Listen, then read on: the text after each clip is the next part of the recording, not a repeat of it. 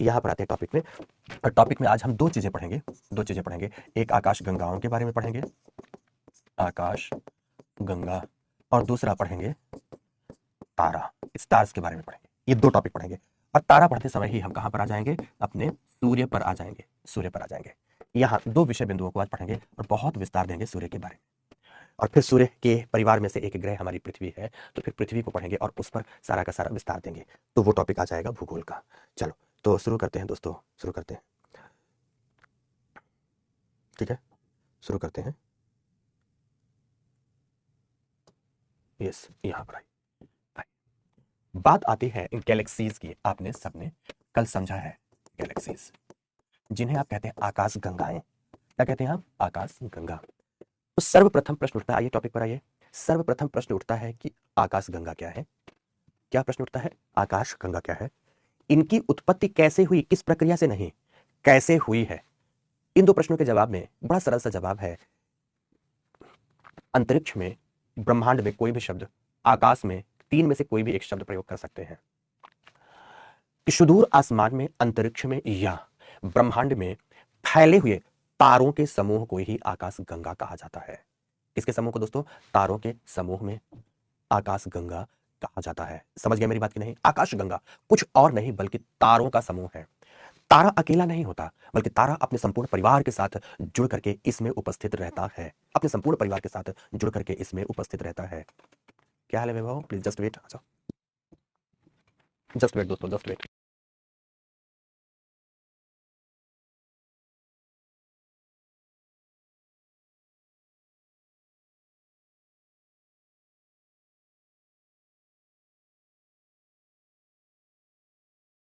Hello hello hello.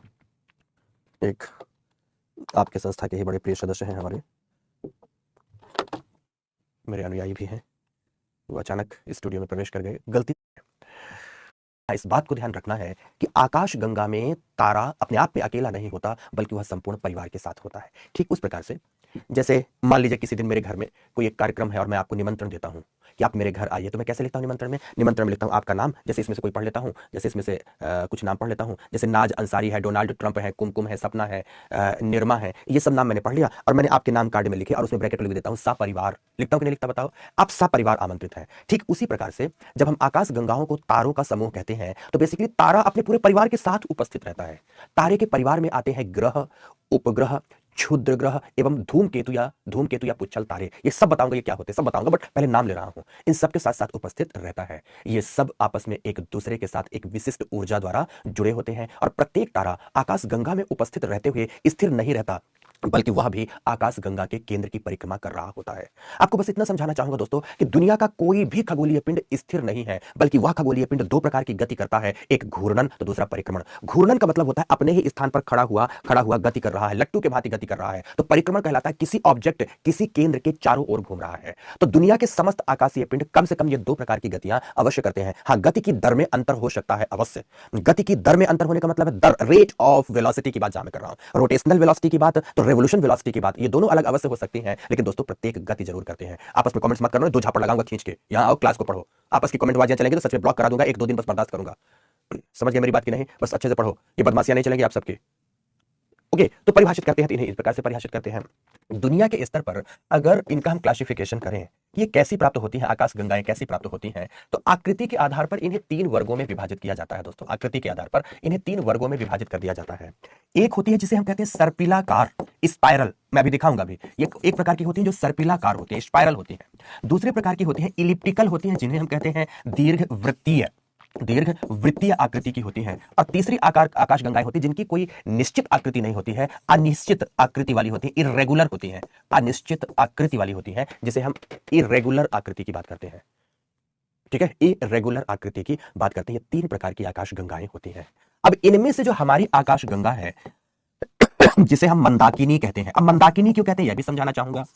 जिसे हम मंदाकिनी कहते हैं, उसकी आकृति एक स्पाइरल डिस्क के भांति है, एक सर्पिलाकार तस्तरी के भांति है। उसकी आकृति कैसी है? एक स्पाइरल डिस्क के भांति है, हमारी आकाश गंगा की। फिर बताना चाहूंगा दोस्तों, हमारी आकाश गंगा में भी करोड़ों अरबों तारा तंत्रों की उपस्थिति है, करोड़ों अरबों तारा तंत्रों की उपस्थिति है। और उन सभी तारा तंत्रों में से एक है दोस्तों हमारा तारा तंत्र, जिसे हम सौर तंत्र के नाम से जानते हैं, जिसे हम सूर्य के नाम से जानते हैं। किसके नाम से जानते हैं? सूर्य के नाम से जानते हैं। तो आखिर इनकी आकृति कैसे होती, सबसे पहले मैं वह दिखा दूं अगर आपको। यह है दोस्तों, यह है हमारी आकाश गंगा की आकृति। आप बोर्ड में देख सकते हैं, यह है हमारी आकाश गंगा, एकदम स्पाइरल डिस्क के भांति है। इसके स्पाइरल में से देखेंगे, इसका स्पाइरल, ये फर्स्ट स्पाइरल जा रहा है, ये सेकंड स्पाइरल इसका जाता है, और ये थर्ड स्पाइरल दिखता है। इसमें थर्ड स्पाइरल वेव्स नजर आती है, 3 स्पाइरल वेव्स नजर आती हैं। ठीक है, स्पाइरल वेव्स नजर आती है। मैं जो भी बोर्ड में लिख रहा हूं सब कुछ आपको लिखना होगा बाकी आगे चलकर। समझ रहे हैं मेरी बात की नहीं? ये आकृति ऐसी होती है स्पाइरल, ये देख सकते हैं आप, ये है स्पाइरल सारी की सारी। स्पाइरल डिस्क आप ऐसा देख सकते हैं, कैसे लगेगा जैसे ये एक तस्तरी के भांति है स्पाइरल डिस्क। पहले आपको मैंने इस प्रकार से दिखाया, अब इसे ऐसा सीधा रख के दिखाया। ये हमारी आकाश गंगा की आकृति है, हमारी आकाश गंगा की। कंपैरेटिवली कंपैरिजन करने के लिए मैंने ये आपको चित्र दिखाया है कि स्पाइरल, इलिप्टिकल एंड इरेगुलर ये किस प्रकार की होती हैं। स्पाइरल, इलिप्टिकल एंड इरेगुलर ये किस प्रकार की दिखाई देती हैं, ये किस प्रकार की दिखाई देती हैं। यहां इस पर आप और अच्छे से देख सकते हैं, ये दोनों के दोनों आपने देखो, आकाश गंगाएं हमारी कुछ इस प्रकार की दिखती हैं। अब इसे मंदाकिनी क्यों कहते हैं, इसे मिल्की वे दुग्ध मेखला क्यों कहते हैं, ये सारी की सारी बातें मैं आपको बहुत अच्छे से समझाऊंगा, पर पहले इतनी बात, तब आगे बढ़ते हैं। ठीक है, दिख गया चित्र आपको? तो चलो शुरू करना है आकाश गंगा की परिभाषा से। आकाश गंगा के बारे में लिखिए। गैलेक्सी इंग्लिश में क्या कहते हैं? गैलेक्सी, गैलेक्सी लिखेंगे सभी, लिखें। सुदूर अंतरिक्ष में, सुदूर मतलब हमसे दूर, सुदूर अंतरिक्ष में दिखाई देने वाली, दिखाई देने वाले कर दो, दिखाई देने वाले तारों के विशालकाय समूह को, तारों के विशालकाय समूह को, विशालकाय समूह को, समूह को आकाश गंगा कहा जाता है, आकाश गंगा कहा जाता है। जिसमें उपस्थित प्रत्येक तारे, जिसमें उपस्थित प्रत्येक तारे, प्रत्येक तारे आकाश गंगा की, आकाश गंगा के केंद्र की परिक्रमा,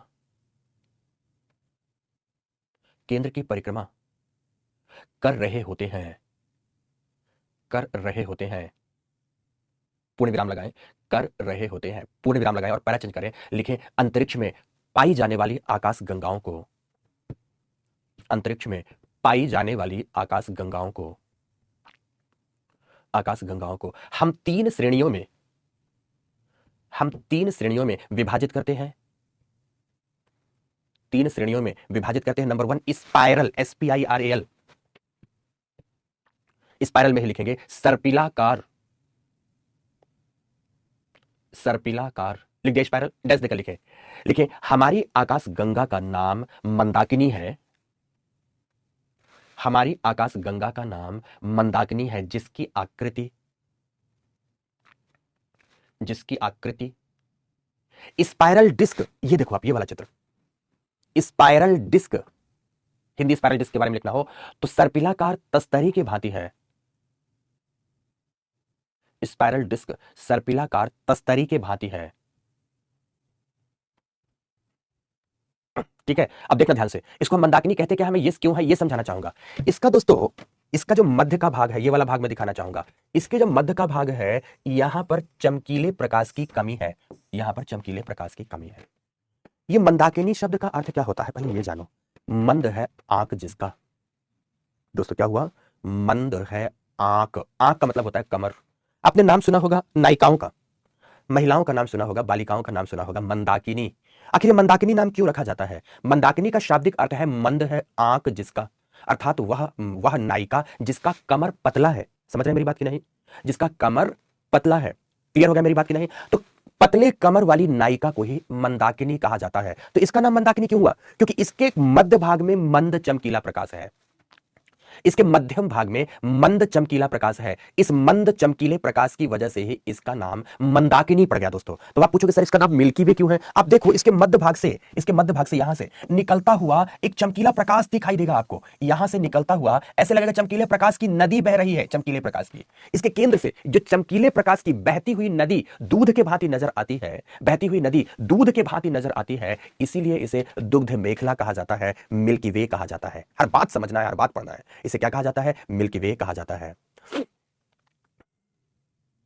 बढ़े आगे, अब लिखो सभी के सभी, लिखो हमारी मंदाकिनी, हमारी मंदाकिनी, मंदाकिनी के मध्य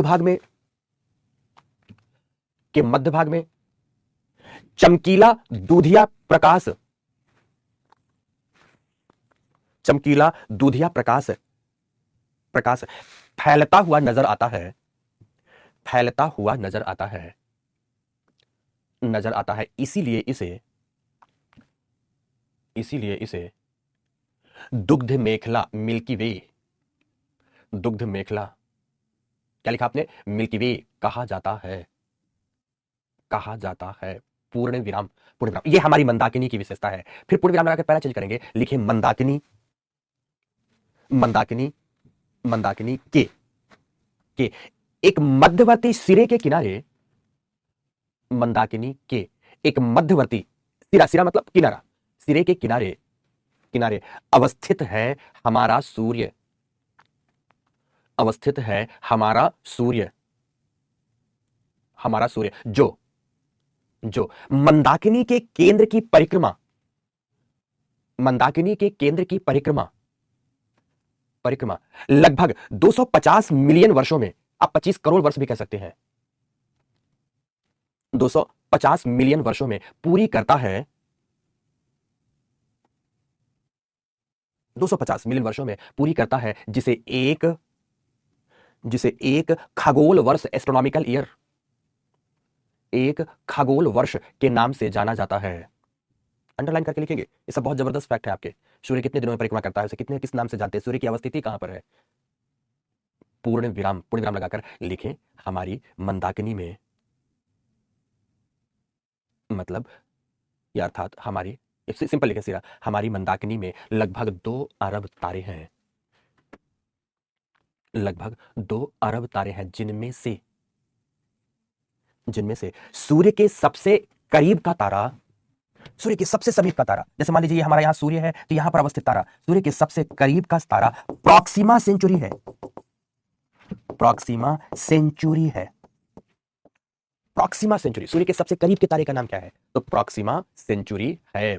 पूर्ण विराम, पूर्ण विराम। दोस्तों ये जो सूर्य हमारा अवस्थित है ना, ये स्थिर नहीं है, बल्कि इसके केंद्र की परिक्रमा निरंतर एंटी क्लॉकवाइज डायरेक्शन में अपने पूरे परिवार के साथ साथ करता है। और एक परिक्रमा कितने वर्षों में पूरा करता है? लगभग 250 मिलियन वर्षों में अपनी एक परिक्रमा इसके केंद्र की करता है। कुछ बच्चों ने पूछा कि सर मंदाकिनी की केंद्र क्या है? अभी तक इसकी खोज हो नहीं पाई है, पर मंदाकिनी का केंद्र इतना अधिक ऊर्जा से युक्त है कि उस केंद्र का निरीक्षण या परीक्षण कर पाने में अभी तक विज्ञान सक्षम है नहीं बेटा। अभी तक विज्ञान उसके विषय में बात नहीं बता पाया है। तो अब आपको जो चित्र बनाना है तो कैसा करना है? आप लोग क्या करेंगे, एक पॉइंट और इस पॉइंट से ऐसा चित्र अपनी कॉपी में बनाएंगे, ऐसा एक चित्र बनाएंगे, और ये हो जाएगा आपके मंदाकिनी की आकृति, ये हो जाएगी आपके मंदाकिनी की आकृति हो जाएगी। ऐसी बनाए चित्र, दिस वन, ये है आपकी मंदाकिनी। ब्लैक होल इस संदर्भ में नाम नहीं दिया जाता बेटा, अपने मन से मत कहो कुछ भी। ब्लैक होल के भांति है, आप ऐसा कह सकते हो। अपने मन से ऐसे नाम देना शुरू करोगे तब तो हो गया, गड़बड़ ही हो गया। आप समझो, जब आप नाम ये दे सकते हो तो विज्ञान तो दे ही सकता था। तो विज्ञान नहीं जानता जब तक, तब तक बातें नहीं देता। यहाँ ऐसे इसमें तारे अवस्थित है, ऐसे ये आकृति बना देंगे।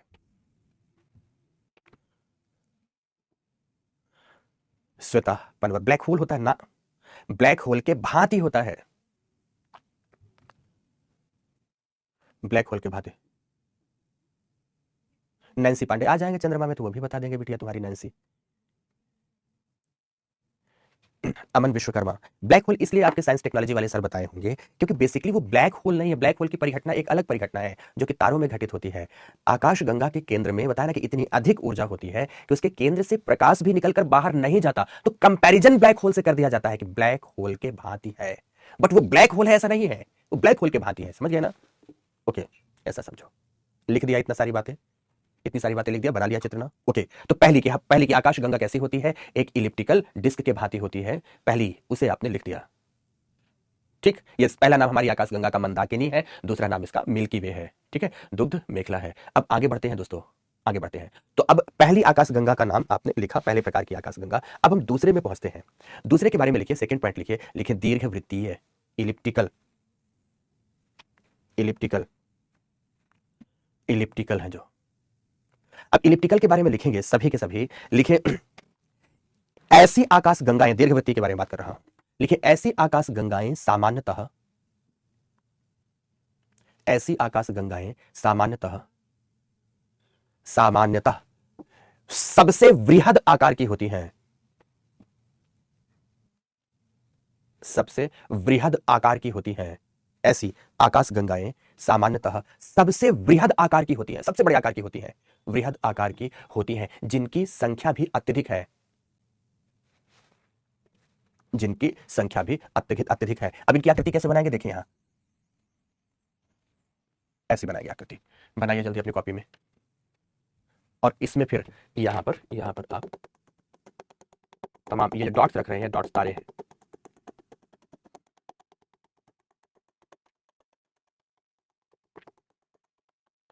ऐसा बनाइएगा।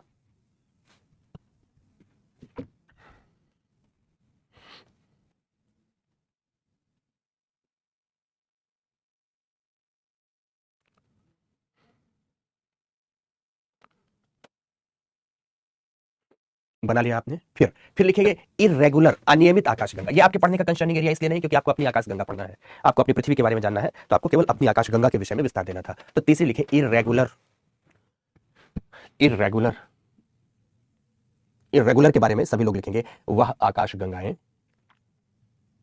वह आकाशगंगाएं जो जो कुछ अनियमित आकार की होती हैं, कुछ अनियमित आकार की होती हैं, उनके आकार को, उनके आकार को एक निश्चित स्वरूप नहीं दिया जा सकता, एक निश्चित स्वरूप नहीं दिया जा सकता, नहीं दिया जा सकता, पूर्ण विराम। तो तीन प्रकार की आकाशगंगाएं हो गई, एक स्पाइरल, दूसरी इलिप्टिकल और तीसरी इरेगुलर। तीन प्रकार की आकाशगंगाएं। इनमें से हमने अपनी आकाशगंगा के बारे में भी बताया कि वह स्पाइरल डिस्क के भांति है, स्पाइरल डिस्क के भांति है जिसमें अवस्थित है हमारा सूर्य। तो अब सभी हेडिंग देंगे, स्टार्स, तारा का नाम देंगे, लिखे तारे, तारा, स्टार, स्टार, लिखे सभी स्टार क्या है? तो लिखें वह आकाशीय पिंड, वह आकाशीय पिंड जो चमकीले गैसीय पुंज के समूह के भांति होता है, वह आकाशीय पिंड जो जो चमकीले गैसीय पुंज के भांति होता है,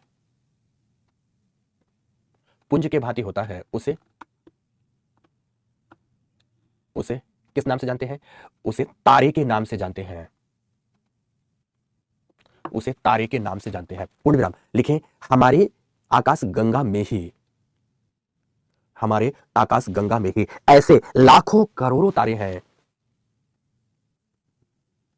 ऐसे लाखों करोड़ों तारे हैं, हमारी आकाश गंगा में ही ऐसे लाखों करोड़ों तारे हैं, तारे हैं, तारे हैं। लिख दिया आपने? पूर्ण विराम लगा दें।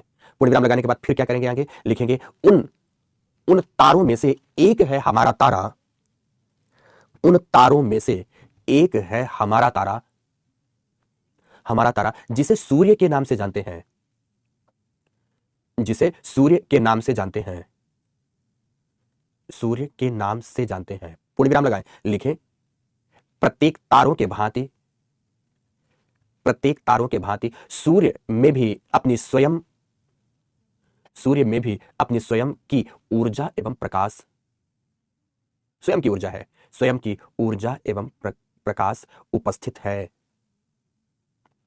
उपस्थित है। पूर्ण विराम। अब सीधे आ जाओ कहां? आप सोलर सिस्टम में। तो क्या लिखोगे? क्योंकि सूर्य तक पहुंच गए हो, अब पृथ्वी में पहुंचना है आपको, तो लिखो हेडिंग दे सौर तंत्र, सोलर सिस्टम, सोलर सिस्टम। किसकी बात करोगे आप? सोलर सिस्टम की बात करोगे। तो सोलर सिस्टम की बात करना है तो क्या कहना होगा कि लिखें सभी के सभी हमारे हमारे सौर तंत्र में, सोलर सिस्टम में, सोलर सिस्टम में केंद्रीय तारा सूर्य, केंद्रीय तारा सूर्य के अलावा ग्रह, उपग्रह,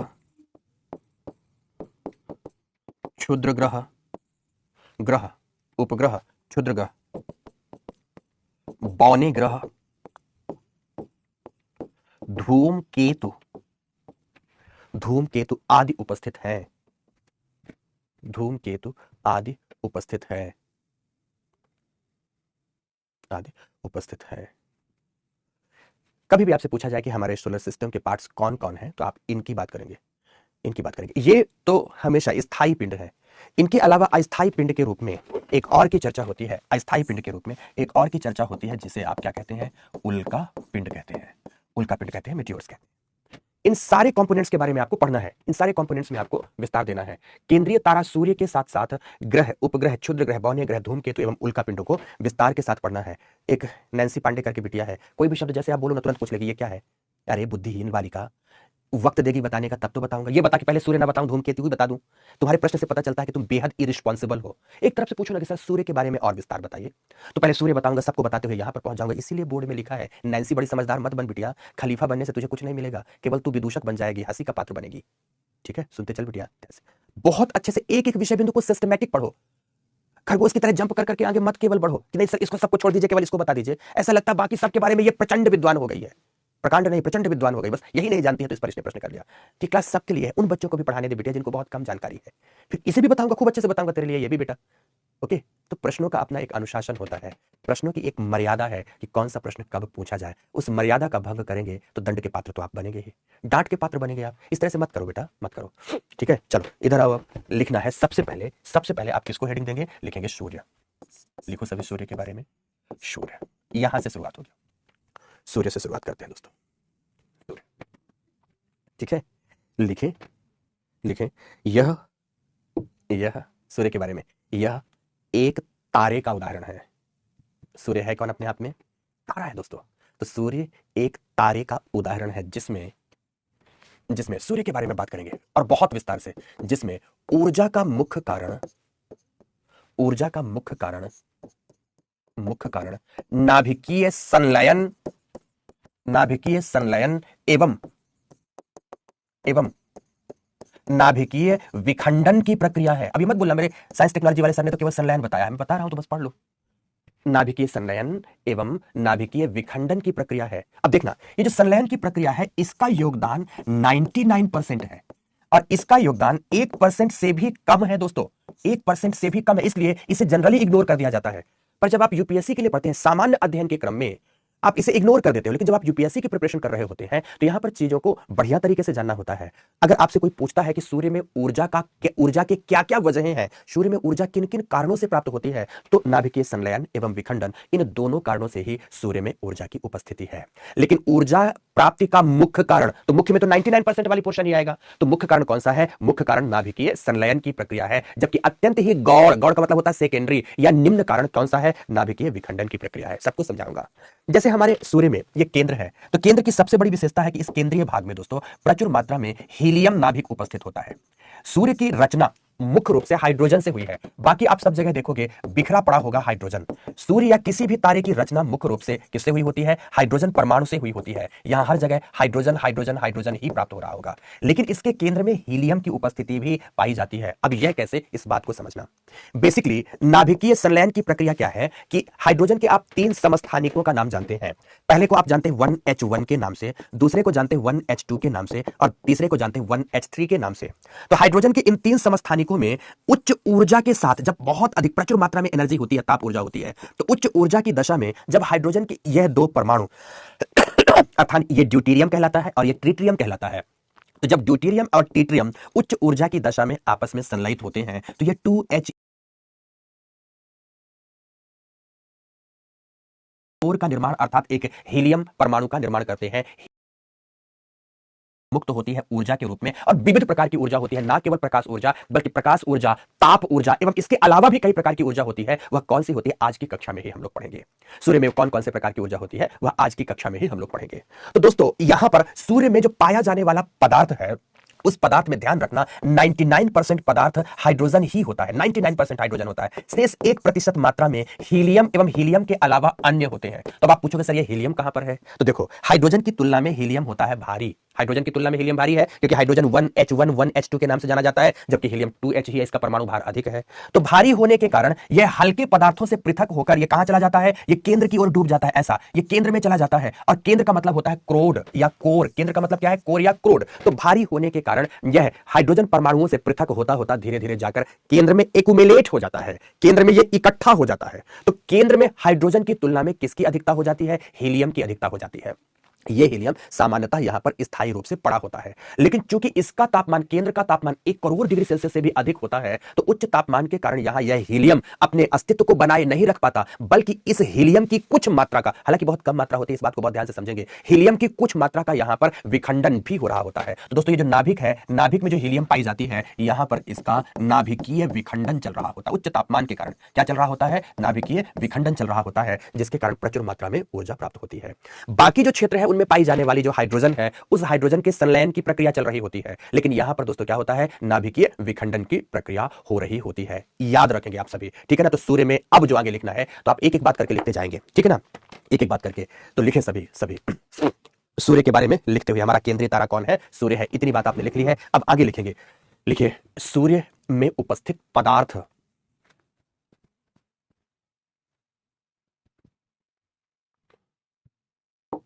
सूर्य में उपस्थित पदार्थ लिख देंगे। लिखें, किसी भी तारे के भांति, किसी भी तारे के भांति, धीरेन्द्र पक्का बेटा, ओके, किसी भी तारे के भांति सूर्य, सूर्य के निर्माण में भी मुख्य भूमिका हाइड्रोजन, सूर्य के निर्माण में भी मुख्य भूमिका हाइड्रोजन परमाणु की है, हाइड्रोजन परमाणु की है। लेकिन लेकिन अल्प मात्रा में, अल्प मात्रा में हीलियम जैसे तत्व भी, हीलियम जैसे तत्व भी उपस्थित रहते हैं, उपस्थित रहते हैं। 99% मात्रा में हाइड्रोजन है, शेष मात्रा में हाइड्रोजन तथा उसके अलावा अन्य कुछ पदार्थ पाए जाते हैं। पूर्ण विराम, पूर्ण विराम, ये इसके मुख्य पदार्थ है, ठीक है ना? सूर्य में तो लिखिए, हेडिंग देंगे आप ऊर्जा का कारण, ऊर्जा का कारण। अब इसमें क्या लिखेंगे? तो लिखिए, सूर्य में पाई जाने वाली ऊर्जा का मुख्य कारण, सूर्य में पाई जाने वाली ऊर्जा का मुख्य कारण न्यूक्लियर फ्यूजन, नाभिकीय संलयन, न्यूक्लियर फ्यूजन, नाभिकीय संलयन की प्रक्रिया है, जिसमें, नाभिकीय संलयन की प्रक्रिया है जिसमें हाइड्रोजन के दो समस्थानिक, हाइड्रोजन के दो समस्थानिक आपस में क्रिया कर, आपस में क्रिया कर भारी हीलियम परमाणु का निर्माण करते हैं, भारी हीलियम परमाणु का निर्माण करते हैं, का निर्माण करते हैं। साथ ही, साथ ही ऊर्जा मुक्त होती है, साथ ही ऊर्जा मुक्त होती है। पूर्ण विराम, यह मुख्य कारण लिखा दिया मैंने। लिखिए, इसके अलावा, इसके अलावा संलयन से निर्मित हीलियम, इसके अलावा संलयन से निर्मित हीलियम केंद्र, केंद्र को लिख देंगे क्रोड, क्रोड में उच्च तापमान के प्रभाव से, क्रोड में उच्च तापमान के प्रभाव से,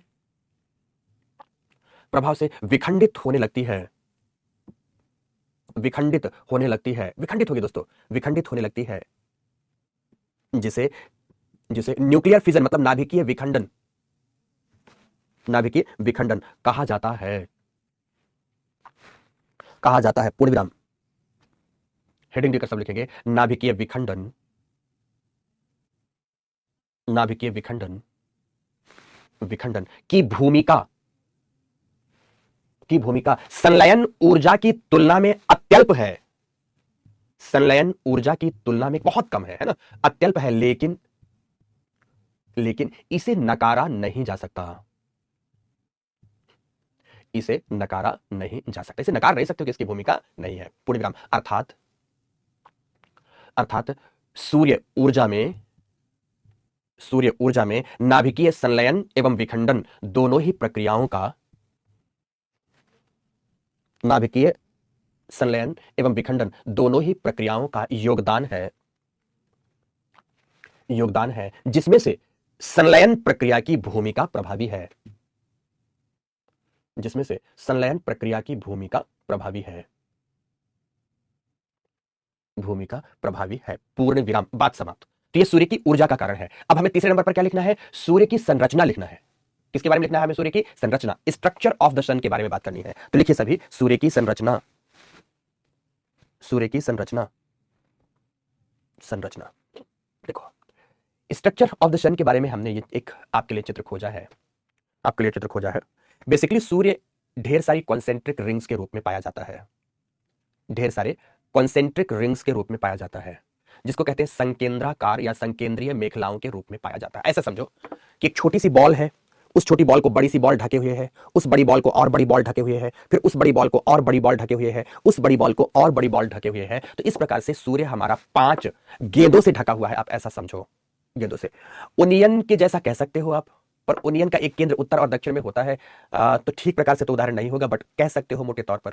समझ रहे हो मेरी बात की नहीं? आप ऐसा समझो, जब हम गांव में अपने खेलने के लिए बचपन में गेंद बनाते थे, अब तो देखो दोस्तों सबके पास सब कुछ अवेलेबल है। नहीं, पहले मैं अपने टाइम तक की भी बात कर सकता हूं, गांव वगैरह में खेलने के लिए इतने उपकरण औजार उपलब्ध नहीं होते थे, तो हम लोग कपड़े की गेंद बनाते थे। तो पहले कपड़े को मोटा करके बीच में गेंद बनाते थे, फिर उसके ऊपर से कपड़ा ढकते थे और उससे रस्सी से बांध देते थे, फिर उसके ऊपर से कपड़ा ढकते थे, फिर रस्सी से कसते थे, फिर उसके ऊपर कपड़ा बांधते थे, फिर रस्सी से कसते थे। तो जो इस तरह से कपड़े के नीचे की परत, मतलब कपड़े के ऊपर की परत, ऊपर की परत, ऊपर की परत, ऐसा ऐसा जो प्राप्त होता है कुछ उस टाइप से, इसको कहते हैं कॉन्सेंट्रिक रिंग, संकेंद्रीय मेखलाएं। उन्हीं मेखलाओं को हमने तोड़ा और इस रूप में आपको दिखाया। मतलब इसको आप नीचे दबाएंगे तो ये दब जाएगा, ये दब जाएगा, ये दब जाएगा, केंद्र में ये प्राप्त होगा। और इसके ऊपर भी बना देंगे तो सूर्य एकदम आपको गोल नजर आने लगेगा।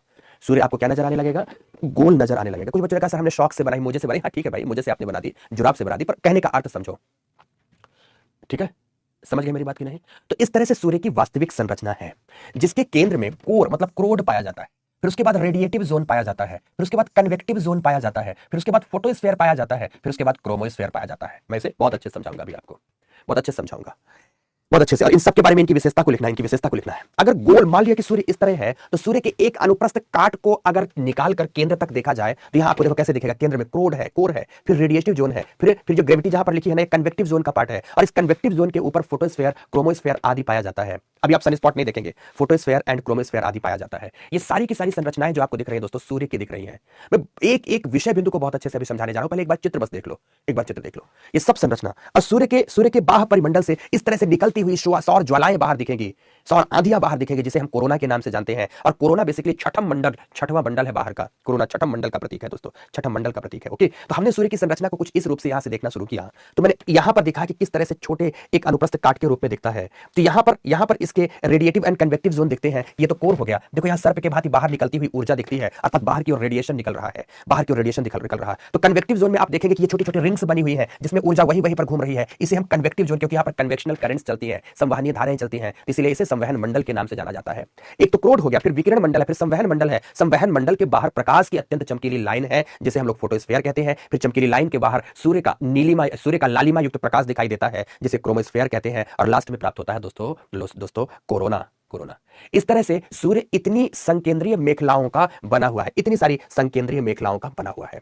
इन मेखलाओं के क्रम में जब आपको चित्र बनाना होगा तो कैसे बनाएंगे आप? ऐसा बनेगा दोस्तों, सपोज ये सूर्य का क्रोड हो गया, ये क्रोड, फिर सूर्य के क्रोड के बाहर यहां बनेगा रेडिएटिव जोन, रेडिएटिव जोन के बाहर फिर बनेगा कन्वेक्टिव जोन, फिर कन्वेक्टिव जोन के बाहर फिर बनेगा कन्वेक्टिव जोन के बाहर फिर बनेगा, फिर से हमें यही कोई कलर चूज करना होगा, फोटोस्फीयर, फिर फोटोस्फीयर के बाहर फिर बनेगा दोस्तों फोटोस्फीयर, प्रोटोस्फीयर के बाहर फिर बनेगा क्रोमोस्फीयर, और क्रोमोस्फीयर के बाहर बनेगा दोस्तों कुछ इस तरह से बाहर निकलता प्रकाश की आंधियां, प्रकाश की ज्वालाएं, प्रकाश की कहें या ऊर्जा की आंधियां, ऊर्जा की ज्वालाएं कुछ इस तरह से बाहर निकलती हुई ऐसी बात होगी। तो सूर्य इतने मंडलों में विभाजित मिलेगा आपको, 1 2 3 4 5, और लास्ट का ये छठवां मंडल 6। ये 6 मंडलों में सूर्य हमें विभाजित दिखे। जो चित्र बनाएंगे आप ऐसा बनाएंगे 6 मंडलों में।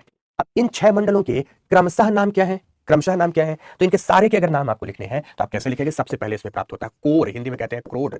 दूसरे नंबर पर प्राप्त होता है रेडिएटिव जोन मतलब विकिरण मंडल। तीसरे नंबर पर होता है कन्वेक्टिव जोन मतलब संवहन मंडल। चौथे नंबर पर प्राप्त होता है दोस्तों इसमें फोटोस्फीयर मतलब प्रकाश मंडल। फोटोस्फीयर मतलब प्रकाश मंडल। 5वें नंबर पर प्राप्त होता है क्रोमोस्फीयर। क्रोमोस्फीयर का मतलब होता है वर्ण, वर्ण का मतलब रंग या कलर मंडल।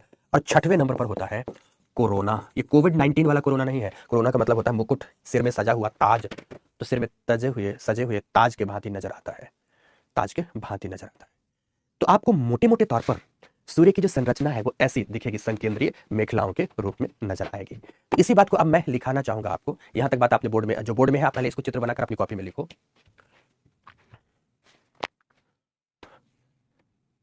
दीपांशी, दीपांशी तुम्हारे प्रश्न का जवाब, अभी मैंने बताया कि सूर्य का निर्माण नाभिकीय संलयन की प्रक्रिया से हुई है। मतलब कुछ स्थानों पर जहां हाइड्रोजन हाइड्रोजन एक समूह में पाए गए और समूह में पाए जाने के साथ नाभिकीय संलयन की प्रक्रिया करने लगे, वैसे स्थान विशेष तारे बन गए। बेसिकली मैं आप कल कहानी सुना रहा था बिग बैंग की। तो बिग बैंग के उपरांत जहां पर हाइड्रोजन गैसों का समूहन प्राप्त हुआ, हाइड्रोजन गैसों के समूहन बिंदु पर ही तारों का निर्माण हो गया। वही समूहन बिंदु तारों में परिवर्तित हो गया। तो तारों में परिवर्तित हुए उसी प्रकार की गैसों का परिणामी हमारा सूर्य है। हमारा सूर्य है। सूर्य की उत्पत्ति आज से लगभग 6 अरब वर्ष पूर्व हुई थी।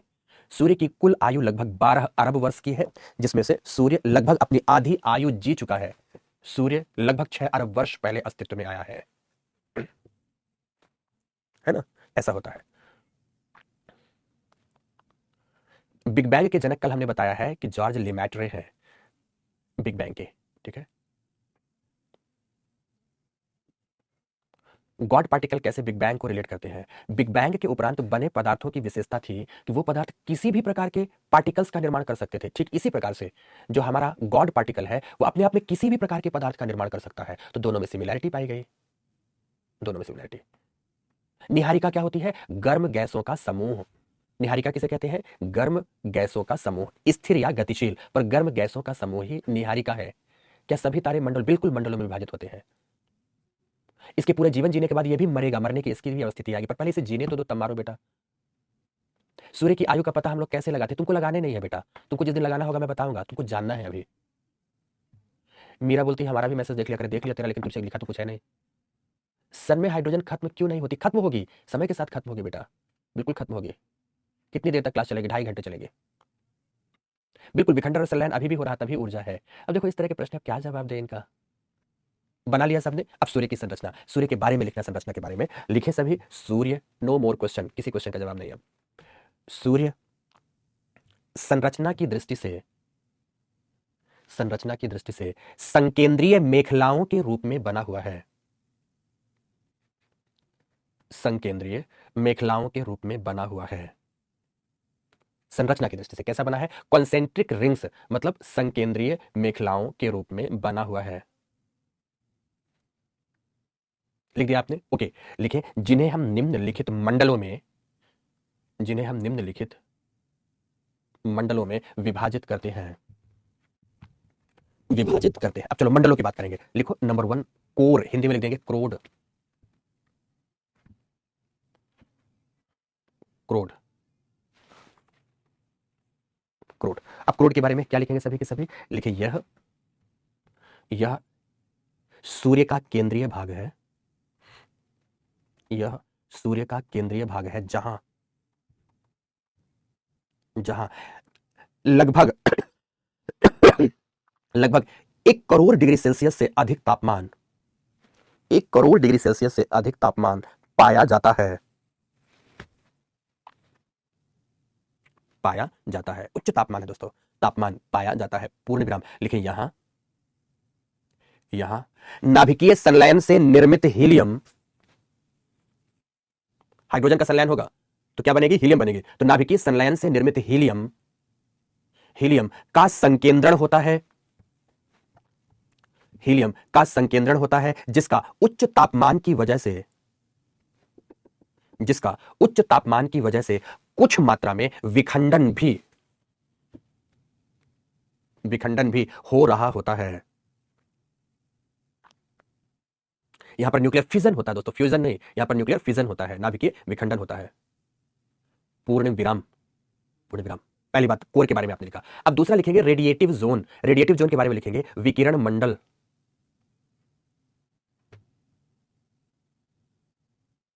विकिरण मंडल। रेडिएटिव जोन को क्या लिखेंगे? विकिरण मंडल। लिखें यह कोर से बाहर की वह मेखला है, यह कोर से बाहर की वह मेखला है, मेखला कहे या मंडल कुछ भी शब्द कहे, वह मेखला है, मेखला है जहां जहां प्रचुर मात्रा में, प्रचुर मात्रा में हाइड्रोजन परमाणु का संलयन, प्रचुर मात्रा में हाइड्रोजन परमाणु का संलयन संलयन संलयन हो रहा होता है,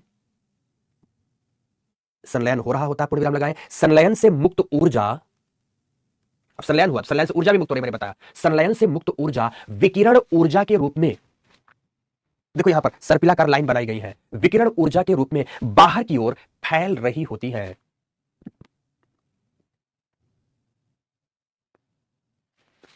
फैल रही होती है, विकिरण ऊर्जा के रूप में फैल रही होती है, पूर्ण विराम, पूर्ण विराम, विकिरण ऊर्जा के रूप में यह ऊर्जा मुक्त हो रही होती है, पूर्ण विराम। नेक्स्ट तीसरा मंडल लिखेंगे convective zone, convective zone, convective zone की हिंदी लिखेंगे संवहन मंडल, संवहन मंडल, डैश देकर लिखें, लिखें इस मंडल में, इस मंडल में उच्च तापीय ऊर्जा, उच्च तापीय ऊर्जा केंद्र से बाहर की ओर जा रही होती है, केंद्र से बाहर की ओर जा रही होती है, जा रही होती है, जबकि निम्न तापीय, सापेक्षिक निम्न तापीय ऊर्जा, सापेक्षिक निम्न तापीय ऊर्जा पुनः केंद्र की ओर, पुनः केंद्र की ओर वापस लौट रही होती है, वापस लौट रही होती है, पूर्ण विराम। लिखो ऐसी प्रक्रिया ही, ऐसी प्रक्रिया ही संवहन कहलाती है, कन्वेक्शन, ऐसी प्रक्रिया ही संवहन, संवहन का मतलब क्या हो गया, कन्वेक्शन कहलाती है, इसीलिए, इसीलिए इसे संवहन मंडल के नाम से, संवहन मंडल के नाम से जाना जाता है, जाना जाता है, पूर्ण विराम, पूर्ण विराम। ठीक है, अब कन्वेक्टिव जोन के बाहर होता है फोटोस्फीयर, प्रकाश मंडल, प्रकाश मंडल, फोटोस्फीयर, प्रकाश मंडल के बारे में डैश देंगे, लेकिन यह संवहन मंडल के बाहर की मेखला है, यह संवहन मंडल के बाहर की मेखला है, बाहर की मेखला है, जो कि दिन के समय, जो कि दिन के समय चमकीले प्रकाश के रूप में नजर आती है, दिन के समय चमकीले प्रकाश के रूप में नजर आती है, दिन के समय चमकीले प्रकाश के रूप में नजर आती है, नजर आती है, पूर्ण विराम लगाएं, लिखें प्रत्येक 11 से 13 वर्षों के अंतराल में, प्रत्येक 11 से 13 वर्षों के अंतराल में, अंतराल में प्रकाश मंडल में, प्रकाश मंडल में कुछ काले धब्बे नजर आते हैं, कुछ काले धब्बे नजर आते हैं, काले धब्बे नजर आते हैं, जिन्हें, जिन्हें सन स्पॉट, इंग्लिश में सन स्पॉट, हिंदी में क्या कहेंगे, जिन्हें सन स्पॉट या सौर कलंक कहा जाता है, सौर कलंक कहा जाता है।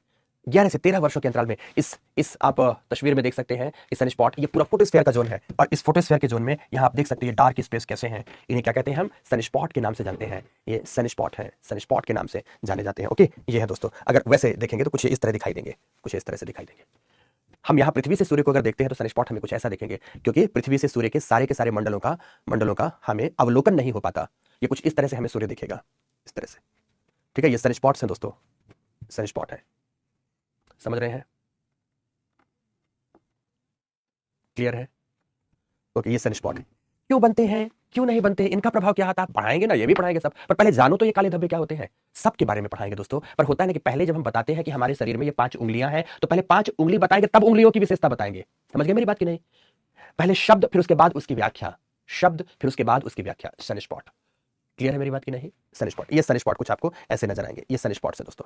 अब सन स्पॉट के बाद इसकी एक और विशेषता प्रकाश मंडल की, दिस वन, ये विशेषता है दोस्तों, प्रकाश मंडल की एक ये विशेषता है, इस विशेषता को भी देखो, इस विशेषता को भी देखो, ये विशेषता देखो, या आप इस विशेषता को ऐसा देख सकते हो, इस विशेषता को आप ऐसा देख सकते हो, कुछ भी कैसा भी, तीनों अलग अलग तरह से दिखाई दे रहे हैं बट एक ही रूप है, और इसे बेसिकली कहा जाता है डायमंड रिंग।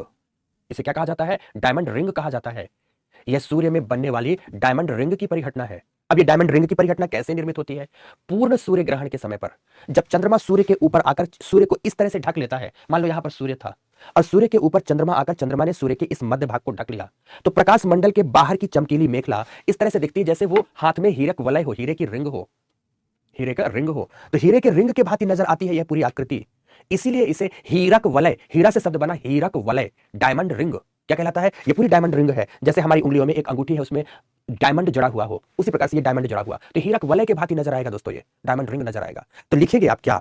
लिखे पूर्ण सूर्य ग्रहण के समय, पूर्ण सूर्य ग्रहण के समय समय समय प्रकाश मंडल का चमकीला प्रकाश, प्रकाश मंडल का चमकीला प्रकाश, प्रकाश मंडल का चमकीला प्रकाश, व्हाट, क्या? चमकीला प्रकाश चंद्रमा की छाया के चारों ओर, चंद्रमा की छाया के चारों ओर डायमंड रिंग के भांति, डायमंड रिंग के भांति नजर आता है, डायमंड रिंग के भांति नजर आता है, आता है, पूर्ण विराम। तो फोटोस्फीयर में आपने क्या क्या बातें लिखी कि यह अत्यंत चमकीला प्रकाश युक्त है। दूसरी बात लिखी आपने फोटोस्फीयर में कि यहां पर सनस्पॉट या सौर कलंक की स्थिति दिखाई देती है। तो तीसरी बात आपने लिखी कि यहां पर डायमंड रिंग की परिघटना देखने को मिलती है। बस इतनी ही बात प्रकाश मंडल के बारे में। अब फिर से आप वहीं पर आएंगे, फिर से आप वहीं पर आएंगे कि जब आपने प्रकाश मंडल लिख दिया तो प्रकाश मंडल के बाद फिर आपको लिखना है वर्ण मंडल। वर्ण का मतलब होता है रंग, कलर, इंग्लिश में कहते हैं क्रोमोस्फेयर। क्या कहते हैं? क्रोमोस्फेयर। तो लिखो सभी क्रोमोस्फेयर। नेक्स्ट वर्णमंडल, क्रोमोस्फेयर। अब क्रोमोस्फेयर के बारे में क्या लिखोगे? तो लिखेंगे सभी यह प्रकाश मंडल की बाहर की, प्रकाश मंडल के आरती कुमारी, तुमने लिखा कुछ क्वेश्चन हो तब तो देखो बेटा, यही लिखने के पहले तुम क्वेश्चन लिख दी होती। यह प्रकाश मंडल के बाहर की मेखला होती है। राहुल मुझे नहीं पता बेटा, प्रकाश मंडल के बाहर की मेखला होती है, पूर्ण विराम। लिखें भोर एवं संध्या काल में, भोर मतलब सुबह, संध्या मतलब शाम, भोर एवं संध्या काल में, भोर एवं संध्या काल में सूर्य की लालिमा, देखो सुबह एवं शाम को सूर्य बड़ा भी दिखेगा, एकदम रक्ताभ दिखता है, लाल दिखता है। सूर्य की लालिमा की की मुख्य वजह,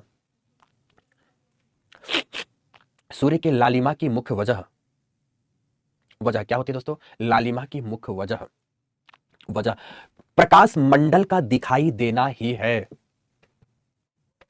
प्रकाश मंडल का दिखाई देना ही है, प्रकाश मंडल का दिखाई देना है, इसकी मुख्य वजह प्रकाश मंडल का दिखाई देना ही है। जो सुबह एवं शाम सूर्य बड़ा आकार का और लालिमा से युक्त दिखता है, वो फोटोस्फीयर की वजह से, क्रोमोस्फीयर की वजह से दिखाई देता है। प्रकाश मंडल नहीं, क्षमा चाहूंगा, वर्णमंडल, क्षमा चाहूंगा, प्रकाश मंडल नहीं, वर्णमंडल का दिखाई देना ही है। सॉरी, प्रकाश मंडल गलत मैंने बोल दिया, वर्णमंडल मतलब रंगमंडल का दिखाई देना ही है, क्योंकि हम लोग क्रोमोस्फीयर पढ़ रहे हैं, ठीक है ना, पूर्ण विराम। अब क्रोमोस्फीयर के बाहर अब लास्ट पढ़ना है आपको कोरोना, तो हेडिंग दो कोरोना। कोरोना को हिंदी में भी कोरोना ही कहते हैं, पर और अगर आपको लिखना ही है तो किरीट मंडल लिख सकते हैं, मुकुट मंडल या ताज मंडल, मुकुट मंडल, ताज मंडल, कुछ भी लिख सकते हो ऐसा, पर हिंदी में भी कोरोना को कोरोना ही लिखना है, मुकुट और ताज मत लिखना, ठीक है। तो कोरोना आपने लिखा तो क्या लिखोगे? अब लिखो यह सूर्य की सबसे बाहरी मेखला है, यह सूर्य की सबसे बाहरी मेखला है, मेखला है जो जो जो चमकीले, चमकीले प्रकाश की निकलती हुई ज्वालाओं के भांति, चमकीले प्रकाश की निकलती हुई ज्वाला, ज्वालाओं के भांति, के भांति नजर आता है, नजर आता है, पूर्ण विराम लगाकर। लगभग 6000 डिग्री सेल्सियस तापमान, लगभग 6000 डिग्री सेल्सियस तापमान वाले इस मंडल से, वाले इस मंडल से, मंडल से सौर ज्वालाएं निरंतर निकलकर, सौर ज्वालाएं निरंतर निकलकर, निकलकर अपने समस्त परिवार को ऊर्जा प्रदान करती हैं। उसके परिवार में कौन कौन आता है मैंने लिखा दिया था, सोलर फैमिली,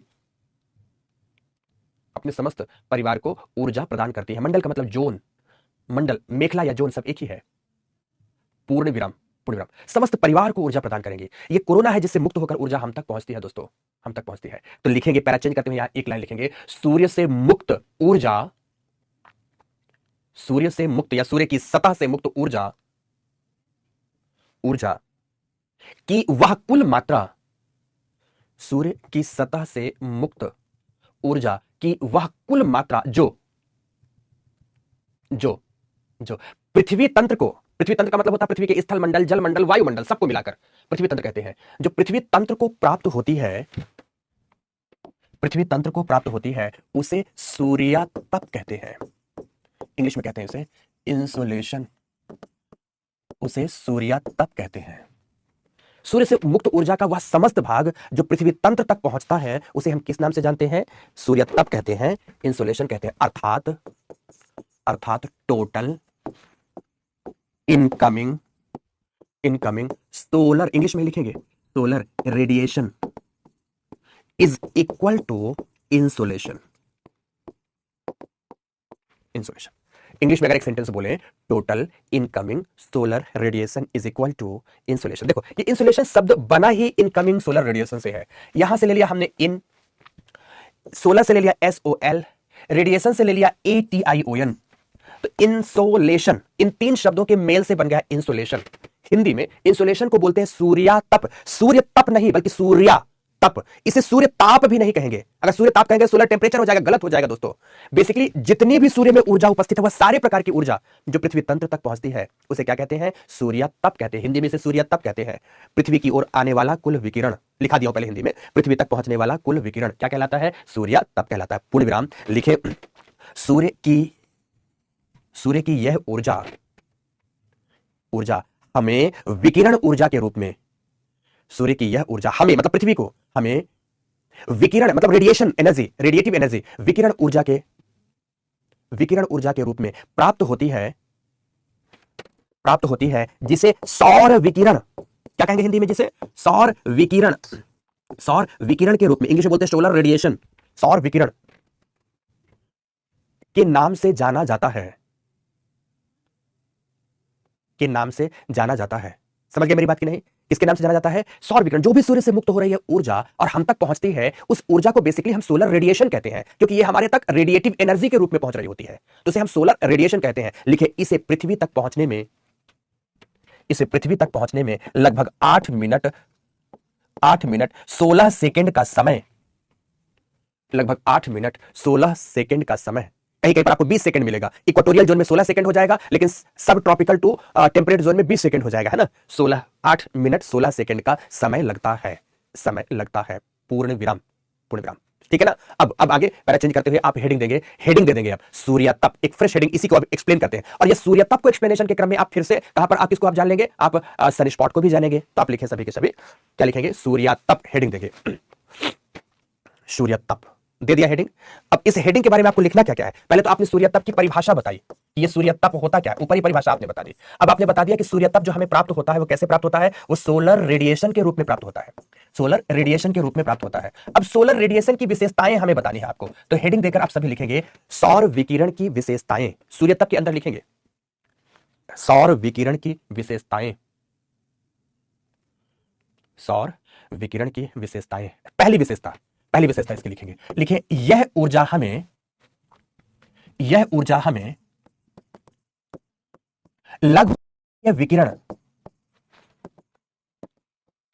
लघु तरंगीय विकिरण शॉर्ट वेव रेडिएशन के रूप में प्राप्त होती है। सूर्य से जो भी ऊर्जा मुक्त होगी हमें किस रूप में प्राप्त होगी? शॉर्ट वेव रेडिएशन के रूप में प्राप्त होती है, लघु तरंगीय विकिरण के रूप में प्राप्त होगी। पहली बात। दूसरी विशेषता लिखें इस ऊर्जा की दोहरी प्रकृति होती है। द्वैत प्रकृति का यह होता है, इस ऊर्जा की दोहरी प्रकृति होती है,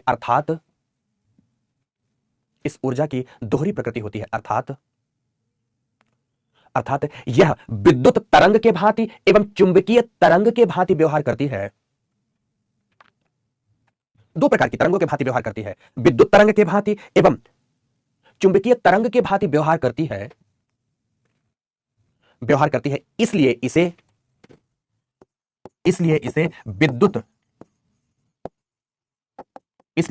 विद्युत चुंबकीय तरंग, इलेक्ट्रोमैग्नेटिक वेव इसलिए इसे इलेक्ट्रोमैग्नेटिक वेव, विद्युत चुंबकीय तरंग, इलेक्ट्रोमैग्नेटिक वेव, विद्युत चुंबकीय तरंग कहा जाता है, कहा जाता है।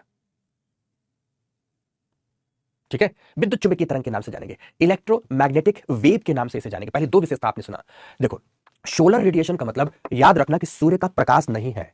सोलर रेडिएशन का मतलब सूर्य का तापमान नहीं है, बल्कि सूर्य से ऊर्जा जितनी भी मुक्त हो रही है, जितने प्रकार की भी मुक्त हो रही है, वो सारे प्रकार की ऊर्जा का समूह जो पृथ्वी तंत्र को प्राप्त हो रहा है, उसे हम इंसुलेशन कहते हैं। क्लियर हो गया मेरी बात? अब इंसुलेशन की विशेषता कि यह जो प्राप्त हो चुकी ऊर्जा अधिक है तो तरंग दैर्घ्य छोटी होगी। ये बहुत सिंपल सा फॉर्मूला है, बचपन से आप पढ़ रहे हैं कि एनर्जी जितनी अधिक होगी, फ्रीक्वेंसी उतनी अधिक होगी, वेवलेंथ उतनी ही छोटी होगी, तो तरंग दैर्घ्य छोटी होती है। अब इसकी अपना स्वभाव है दोहरी प्रकृति का कि विद्युत तरंग के भांति भी व्यवहार कर रही है और क्या कर रही है, यहां पर चुंबकीय तरंग के भांति भी व्यवहार कर रही है। ठीक है, ओके। तो जब दोनों के भांति व्यवहार कर रही है तो इसे हम विद्युत चुंबकीय तरंग का नाम क्यों ना दे दे? राहुल पक्का बनाना, सारे डायग्राम्स बनाने हैं, तो इसे क्या कहते हैं, विद्युत चुंबकीय तरंग का नाम क्यों ना दे? समझ रहे हैं मेरी बात की नहीं? तो ये दो विशेषताएं। अब तीसरी विशेषता के बारे में इधर लिखाता हूं। तीसरी विशेषता लिखो, सूर्यताप के बारे में सब लिख रहे हैं, लिखे सूर्यताप का मापन, मेजरमेंट कि कितना प्राप्त हो रहा है ना। सूर्यताप का मापन वास्तव में, सूर्यताप का मापन वास्तव में वायुमंडल के बाहरी परत में किया जाता है। कहां करेंगे इसका मापन, मेजरमेंट कहां करेंगे? तो वास्तव में वायुमंडल के बाहरी परत में किया जाता है। बाहरी परत में, वायुमंडल की परतों के बारे में आपको आगे पढ़ाएंगे कि वायुमंडल की पहली परत क्षोभ मंडल है, फिर समताप मंडल है, फिर मध्य मंडल है, फिर आयन मंडल है, फिर बहिर्मंडल है। तो जो बहिर्मंडल का, थर्मोस्फेयर का बाहरी पार्ट बहिर्मंडल है, उसके ऊपरी परत में मापा जाता है। तो वायुमंडल की बाहरी परत में मापा जाता है, जहां इसकी मात्रा लगभग 1.94 कैलोरी प्रति सेंटीमीटर स्क्वायर, प्रति सेंटीमीटर स्क्वायर प्रति मिनट प्राप्त होती है। 1 रखना पड़ेगा इसे, 1.94 कैलोरी प्रति सेंटीमीटर स्क्वायर प्रति मिनट, अर्थात 1 मिनट में 1 सेंटीमीटर स्क्वायर का आप अगर क्षेत्रफल ले लेते हैं, मान लीजिए 1 सेंटीमीटर स्क्वायर का ये आपने क्षेत्रफल ले लिया, तो इस क्षेत्रफल में सूर्य की ऊर्जा जो प्राप्त हो रही है उसका मान 1.94 कैलोरी ऊर्जा के बराबर होता है। 1 मिनट में इतनी ऊर्जा प्राप्त होती है वायुमंडल के ऊपरी परत में। किससे? सूर्यताप के मात्रा में के माध्यम से। लिखें, इस ऊर्जा की मात्रा को, इस ऊर्जा की मात्रा को सौर स्थिरांक, इंग्लिश में सोलर कांस्टेंट, सौर स्थिरांक, सोलर कांस्टेंट कहा जाता है। सोलर कांस्टेंट, ज्योग्राफी अब इंटर कर रहे हो धीरे धीरे करके आप, सोलर कांस्टेंट कहा जाता है। ये सौर स्थिरांक है दोस्तों। इतनी मात्रा वायुमंडल की बाहरी परत में औसत रूप से प्राप्त होती है, जिसे हम किस नाम से जानते हैं, सौर स्थिरांक कहते हैं, सोलर कांस्टेंट कहते हैं। तो पहला बिंदु, ये शॉर्ट वेव रेडिएशन के रूप में प्राप्त होती है। दूसरा बिंदु, इलेक्ट्रोमैग्नेटिक वेव के रूप में प्राप्त होती है। तीसरा बिंदु, इसका मापन वायुमंडल की बाहरी परत में करते हैं, जिसकी मात्रा इतनी प्राप्त होती है और उसे हम सोलर कांस्टेंट के नाम से जानते हैं। तो अब चौथा बिंदु दोस्तों, फोर्थ पॉइंट आपको लिखा रहा हूं, फोर्थ पॉइंट आप लिखेंगे चौथा, कि सूर्यताप से प्राप्त होने वाली, सूर्यताप से प्राप्त होने वाली ऊर्जा निम्नलिखित प्रकार की होती है। अब कौन कौन सी ऊर्जा है यह हमें जानना चाहिए। सूर्यताप से प्राप्त होने वाली ऊर्जा निम्नलिखित प्रकार की होती है। मान लो कि यह है, यहां पर हमारे सूर्य भगवान है, जिन्हें आप भास्कर, आदित्य, रश्मि, रथी आदि किसी भी नाम से आप जानते हैं, तो सूर्य है। अब सूर्य ने अपने लघु तरंगीय विकिरण के माध्यम से हमें शॉर्ट वेव रेडिएशन, जिसको आप कह सकते हैं शॉर्ट वेव रेडिएशन या इलेक्ट्रोमैग्नेटिक वेव कह सकते हैं, ये सूर्य ने पृथ्वी की ओर छोड़ा। अब जब पृथ्वी की ओर सूर्य ने ये ऊर्जा छोड़ी, तो इस ऊर्जा में कौन कौन सी ऊर्जा किरणें उपस्थित है ये आपको जानना है। तो इसमें सूर्यताप में उपस्थित है इतने प्रकार की ऊर्जा। मिलर महोदय का एक एक्सपेरिमेंट है और उस पर आधारित एक डायग्राम है, उस डायग्राम को यहां पर मैं आपको ड्रॉ करके दिखा रहा हूं। दिस वन, जो ये ऊर्जा मुक्त हो रही है। प्रत्येक डायग्राम जो बोर्ड पर बनाए जाते हैं वो केवल इसलिए बनाए जाते हैं कि बच्चे, स्टूडेंट्स उसे ड्रॉ करें। डायग्राम्स ज्योग्राफी में बनाना आवश्यक होता है। जितना ज्योग्राफी में क्या, किसी भी सब्जेक्ट्स में जितना आप अपने आंसर को पिक्टोरल दिखाएंगे, डायग्रामेटिक दिखाएंगे, उतना ही आंसर में अंक आने की प्रोबेबिलिटी बढ़ जाती है। ठीक है, बढ़ जाती है। कुछ बच्चे जिन्होंने लिखा है कि क्लास बंद कर दिया, दिमाग से बाहर जा रहा, दिमाग इतना बंद है तो क्लास छोड़ के चले जाओ, बाद में रिकॉर्डेड ले लेना या इलाज कराओ ठीक से अपना। पहले दिन की कक्षा में मैंने बताया था कि इसके लिए तैयार रहना कि आप यूपीएससी की क्लास ले रहे हो, नहीं तैयार हो तो ये। अच्छा, एक बहुत मोटी सी बात है, बच्चों को यह समझना होगा कि आपको टीचर के लेवल पर आना पड़ेगा, टीचर आपके लेवल पर नहीं जाएगा। कई प्रश्न आप जो पूछते हैं उनके जवाब हम नहीं देते, और कुछ बच्चे नाराज होकर मैं जा रही हूं सर, मैं जा रही, लड़कियां खासकर, मैं जा रही हूं सर, बाय बाय सर, अब नहीं आऊंगी सर, रिकॉर्डेड ले लूंगी सर, आप मेरे प्रश्न का जवाब नहीं देते। प्रणाम है बेटा, एवं मस्तु, पर ध्यान रखना एक न एक दिन आपको बेहद पछतावा होगा, क्योंकि मैं या कोई भी शिक्षक बच्चे के स्तर पर जाने के लिए यहां पर नहीं पढ़ा रहा है, बल्कि बच्चे के स्तर को उठाने के लिए यहां पर पढ़ा रहा है। बच्चा ये प्लान नहीं करता, ये कोशिश नहीं करता है कि सर जो पढ़ा रहे हैं उसे समझे और उसके लेवल पर आए, क्योंकि यूपीएससी की डिमांड यहां पर है। और उसको ये लगता है बस सर हमारे लिए बस फीस देकर चाकरी नहीं करते हैं सर, फीस देकर आपका सहयोग करते हैं सर। संस्था आपकी सफलता पर कदम ताल मिलाकर चलने की कोशिश करती है। इसलिए नहीं कि एक बच्चे के प्रश्न, और वो भी प्रश्न जो खामखा का था, निरर्थक था, अनर्गल था, उस प्रश्न के जवाब में उलझकर हजारों की संख्या में उपस्थित बच्चों की क्लास का नुकसान करें। नो, जाना है तो प्रणाम है, रुकना है तो एवं मस्तु, खुला स्वागत है, दिल से स्वागत है, बाहें फैलाकर स्वागत है बेटा आपका। और हम तो चाहते हैं रुको, आपके रुकने के लिए यहां पर से दबा के पढ़ाएंगे। 2 से सवा 2 घंटे, 2.5 घंटे की डेली क्लास चलेगी। तबियत थोड़ा ठीक नहीं थी इसलिए क्लास छोटी थी, इसका मतलब ये मत समझिए घंटे सवा घंटे में आपको फ्री कर देंगे। पढ़ना होगा, दबाकर पढ़ना होगा और खूब पढ़ने की आदत डालनी पड़ेगी। आईएएस बनाऊंगा, कान खींच खींच कर पढ़ाऊंगा, कान मरोड़ मरोड़ कर और झापड़ लगाकर पढ़ाऊंगा, लेकिन पढ़ाकर आपको छोड़ूंगा। नहीं पढ़ना है तो विदा ले लीजिए, आपको बारंबार प्रणाम है। मेरी बात बुरी लग रही है तो आज बुरा लगना ज्यादा बेहतर है, भविष्य आपका बर्बाद हो, इससे बेहतर है कि आज बुरा लग जाए और आप पढ़ना शुरू कर दो। तो पढ़ो, अभी पढ़ाऊंगा, दबाकर पढ़ाऊंगा, मजे से पढ़ाऊंगा, पढ़ना पड़ेगा अभी आपको। ओके, आज इतना है, कल और समय पढ़ाऊंगा, सुनते जाना। तो सूर्य से मुक्त हुई ऊर्जा में कितने प्रकार की ऊर्जा किरणें हैं, इसका एक क्लासिफिकेशन आपको दिखा रहा हूं कि इन तमाम प्रकार की ऊर्जा हमें प्राप्त होती है। यह फर्क जरूर है कि हम जानते केवल 2 ही ऊर्जा को है कि जब धूप होगी तो गर्मी मिलेगी और ऊर्जा प्रकाश मिलेगा। गर्मी एवं प्रकाश के अलावा भी बहुत सारी ऊर्जा किरणें हैं जिन्हें हम प्रत्यक्ष रूप से जानते तो नहीं, पर रहती अवश्य है, रहती अवश्य है। कैसे? यहां देखो, ये जो सूर्य से ऊर्जा आई, तो इसमें से एक ऊर्जा है प्रकाश ऊर्जा, जिसको हम कहते हैं विजिबल रेज। एक ऊर्जा है प्रकाश, एक ऊर्जा है प्रकाश ऊर्जा। सारे प्रकार की ऊर्जा नहीं, केवल एक ऊर्जा है। और प्रकाश ऊर्जा की तरंग दैर्घ्य आप जानते हैं, नहीं जानते तो जान लीजिए, 0.4 माइक्रोमीटर, माइक्रोमीटर को आप माइक्रोन भी कह सकते हैं, से लेकर 0.7 माइक्रोन या माइक्रोमीटर के बीच इसकी तरंग दैर्घ्य मतलब वेवलेंथ, वेव लेंथ की बात आती है। वेवलेंथ के आधार पर ही इन सबको अलग कर देते हैं। इसकी तरंग दैर्घ्य इतनी प्राप्त होती है। और प्रकाश ऊर्जा अपने आप में अकेली ऊर्जा नहीं, बल्कि 7 प्रकार की ऊर्जाओं का समूह है। कितने प्रकार की ऊर्जा का समूह है? 7 प्रकार की ऊर्जा का समूह। और उसे बचपन से पढ़ते आए हो, बैजानी है, पीनाला, बैगनी, जामुनी, नीला, हरा, पीला, नारंगी, लाल। इंग्लिश में आप इसी को विवग्योर कहते हो। इंग्लिश में आप क्या कहते हैं? इसी को विवग्योर कहते हो। विवग्योर का शब्द आ गया पहला वी का मतलब हो गया वायलेट, और विवग्योर में पहला शब्द अगर वी आ गया तो अंतिम शब्द आ गया आर का मतलब होता है रेड। अर्थात वायलेट से लेकर रेड के बीच में जो दृश्य प्रकाश विजिबल रेज है, प्रकाश ऊर्जा है, वह 7 वर्णों से, 7 रंगों से मिलकर बनी है। वायलेट से लेकर रेड तक के 7 रंग, जो अभी मैंने हिंदी में भी गिनाए, 7 रंगों का समूह प्रकाश ऊर्जा है। और इनकी तरंग दैर्घ्य 0.4 माइक्रोन से 0.7 माइक्रोन के बीच होती है। इसमें से सबसे छोटी तरंग दैर्घ्य वायलेट रंग की है, तो सबसे बड़ी तरंग दैर्घ्य किसकी है दोस्तों? रेड की है। क्लियर हो गया मेरी बात की नहीं? रेड की है। ओके, अब आपको एक बात ध्यान रखना है कि इधर की ओर जो ऊर्जा होंगी उनकी तरंग दैर्घ्य क्रमशः छोटी होगी, और इधर की ओर जो जाएंगी उनकी तरंग दैर्घ्य बड़ी होगी। जैसे ये जो वायलेट है, वायलेट से छोटी तरंग दैर्घ्य वाली ऊर्जा किरण इसमें जो होती है उसे हम कहते हैं अल्ट्रा वायलेट रेज। किस नाम से जानते हैं इसे? Ultra violet. हिंदी में हम परावैगनी किरण के नाम से जानते हैं। हिंदी में क्या कहते हैं इसे? हम परावैगनी किरण के नाम से जानते हैं। इससे भी छोटी जो तरंग दैर्घ्य होती है उसे कहते हैं एक्स रेज, एक्स रेज। और इससे भी छोटी तरंग दैर्घ्य जो होती है उसे हम कहते हैं गामा रेज। अर्थात सूर्य के सूर्य तप में उपस्थित सबसे छोटी तरंग दैर्घ्य की ऊर्जा गामा रेज है, उससे बड़ी तरंग दैर्घ्य एक्स रेज है, उससे बड़ी तरंग दैर्घ्य अल्ट्रा वायलेट रेज है। ये सब उपस्थित होती हैं। इनमें से एक्स रेज एवं गामा रेज का अवशोषण एवं परावर्तन, परावर्तन का मतलब वापस लौटाना, बेसिकली अत्यंत घातक है। अगर ये पृथ्वी सतह तक पहुंच जाए तो पृथ्वी में जीवन को समाप्त कर देंगी। तो प्रकृति अर्थात नेचर इनसे रक्षा के लिए हमारे आयन मंडल का निर्माण कर दी है। आयन मंडल हमारा इनको या तो एब्जॉर्ब कर लेता है आयनाइजेशन के प्रोसेस में, या कि इन्हें वापस लौटाता, बोलता है साइमन गो बैक, मुझे तुम्हारी कोई जरूरत नहीं है, तुम यहां से वापस चले जाओ। इन्हें वापस लौटा देता है। तो इनसे हमारी रक्षा हो पाती। दोस्तों, हमें पृथ्वी में पैदा करने के लिए कायनात ने हजारों प्रयास किए हैं। उन प्रयासों में से एक प्रयास यह भी है कि उसने आयन मंडल को बना दिया ताकि सूर्य तप से मिलने वाला यह घातक विकिरण पृथ्वी की सतह तक ना पहुंचे। देखो प्रकृति आपके लिए कितना जबरदस्त काम करती है। अगर यह उपस्थित होती तो हमारा जीवन अभी तक ना होता।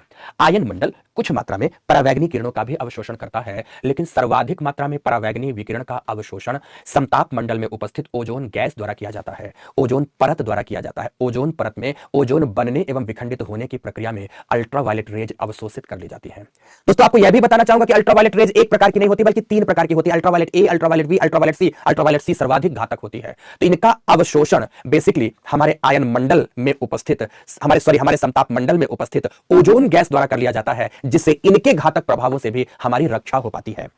ये तीनों के तीनों जो विकिरण हैं, ये हमारे ऊपरी वायुमंडल द्वारा ही या कि अवशोषित कर लिए जाते हैं या कि इन्हें लौटा दिया जाता है। और ये तीनों के तीनों शॉर्ट वेव रेडिएशन में आते हैं। इसके अंतर्गत आते हैं, ये शॉर्ट वेव स्पेक्ट्रम में से आते हैं। शॉर्ट वेव स्पेक्ट्रम है, ये स्पेक्ट्रम में आते हैं, स्पेक्ट्रम में आते हैं ये तीनों के तीनों। अगर ये पृथ्वी सतह तक पहुंचते तो पृथ्वी में जीवन को तहस नहस कर देते। इस जीवन के विकास नहीं हो पाता। तो प्रकृति ने जीवन लाने के लिए इन्हें ऊपर से ही लौटा दिया या कि अवशोषित कर लिया।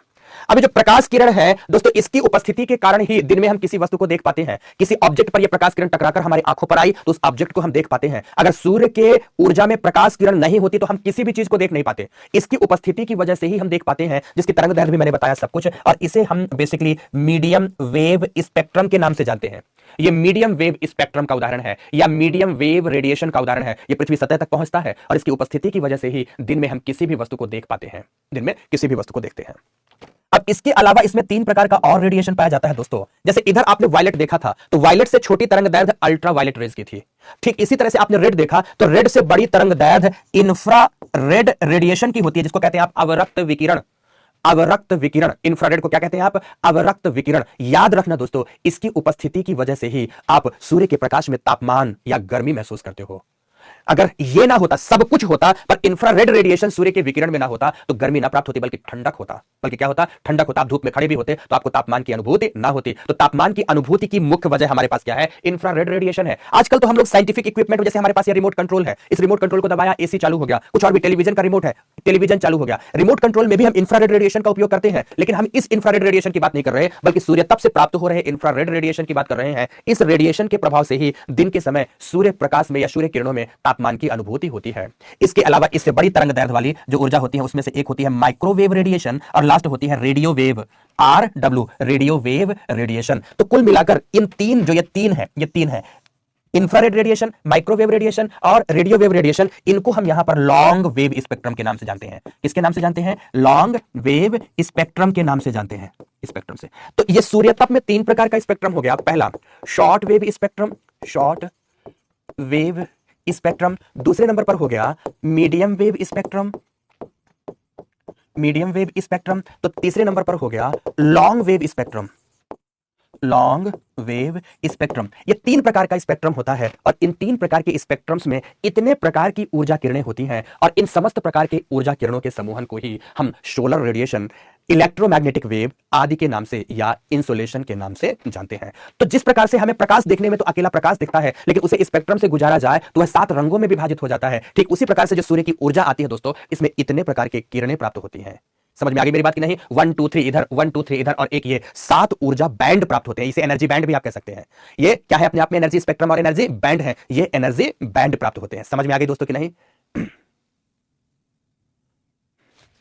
कि नहीं? अच्छा, एक बच्चे ने पूछा सर ये नहीं समझ आता कि जब सूर्य में शॉर्ट वेव रेडिएशन है तो इसमें लॉन्ग वेव रेडिएशन कहां से आ गया? अब देखो, सूर्य में शॉर्ट वेव रेडिएशन है, ये बात पक्की पक्की हो गई। अब उस शॉर्ट के 3 भाग कर दिया हमने। शॉर्ट की एक लिमिट होगी कि नहीं होगी? अब उस शॉर्ट वेव रेडिएशन के 3 भाग कर दिया, तो उस शॉर्ट में से सबसे छोटा, फिर उससे थोड़ा बड़ा, फिर उससे थोड़ा बड़ा, शॉर्ट के 3 भाग है ये तीनों के तीनों शॉर्ट वेव रेडिएशन का अंग। बट उस शॉर्ट वेव रेडिएशन के 3 अंग है ये। ध्यान रखना इस बात को। इसे लॉन्ग में कंसीडर आप अपने हिसाब से मत कर देना, क्योंकि ये स्पेक्ट्रम के संदर्भ में उपयोग में आता है। तो आपको दोस्तों ये चित्र बनाना है, ये चित्र बनाना है। ओके, जल्दी बनाओ फटाफट। मैं साइड हूं ताकि पूरा बोर्ड आपको दिखे। ये एनर्जी बैंड है सारे के सारे। अपने आप में क्या है? ये एनर्जी बैंड है। ये सारा मैं यहां लिख देता हूं, इसे आप लोग एनर्जी बैंड के रूप में पढ़ेंगे। ई एनर्जी बैंड है। ये इंस्टॉलेशन ऊपर से दोस्तों हर एक से प्रश्न पूछा गया है ज्योग्राफी में। अब आप धीरे धीरे करके इंटर कर रहे हैं दोस्तों। 1-2 दिन बाद आप देखना ज्योग्राफी अपने पूरे, अपने जिसको कहते हैं कि कलेवर में आएगी, पूरे शबाब में आएगी ज्योग्राफी। अभी जो आप पढ़ रहे थे केवल ये पढ़ रहे थे कि पृथ्वी कैसे अस्तित्व में आई, पृथ्वी किसका अंग है, और वहीं पर जबरदस्ती की माथापच्ची किए पड़े थे आप लोग। जबरदस्ती की ये बनाओ आप।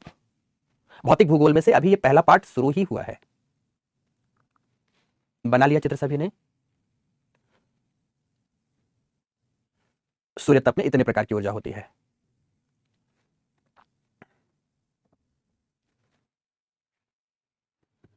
ठीक है, तो अब जब इतना आपने बना लिया तो अब एक पैराग्राफ केवल लिखना, फिर आपको फ्री कर देंगे। ठीक है, लिखें ऊर्जा की इन सभी किरणों में से, अब ये कहां कहां तक पहुंचती है बस लिखा दो, एक पैराग्राफ बस। ठीक है, फिर छुट्टी कर दूंगा। ऊर्जा की इन सभी किरणों में से, ऊर्जा की इन सभी किरणों में से गामा एवं एक्स रेज का अवशोषण, गामा एवं एक्स रेज का अवशोषण या परावर्तन, या परावर्तन आयन मंडल, वायुमंडल के आयन मंडल द्वारा कर दिया जाता है। वायुमंडल के आयन मंडल द्वारा कर दिया जाता है, द्वारा कर दिया जाता है। पूर्ण विराम लगाइए, फिर लिखिए पराबैंगनी किरण, पराबैंगनी किरण, किरण समताप मंडल की ओजोन परत द्वारा, समताप मंडल की ओजोन परत द्वारा अवशोषित कर ली जाती है, अवशोषित कर ली जाती है, कर ली जाती है। पूर्ण विराम लगाएं, लिखें प्रकाश ऊर्जा के साथ साथ, प्रकाश ऊर्जा के साथ साथ अवरक्त विकिरण, अवरक्त विकिरण माइक्रोवेव एवं रेडियो वेव, हिंदी में लिख देंगे माइक्रो तरंग एवं रेडियो तरंग, रेडियो वेव आदि ही पृथ्वी सतह तक प्रत्यक्ष रूप से पहुंचते हैं, पृथ्वी सतह तक प्रत्यक्ष रूप से पहुंचते हैं। पूर्ण विराम लगाकर दिन में हम किसी वस्तु को प्रकाश ऊर्जा की वजह से, दिन में हम किसी वस्तु को प्रकाश ऊर्जा की वजह से देख पाते हैं,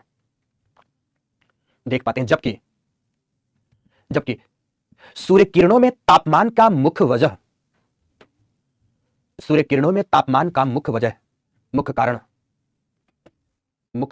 अवरक्त विकिरण मतलब इंफ्रारेड रेडिएशन, अवरक्त विकिरण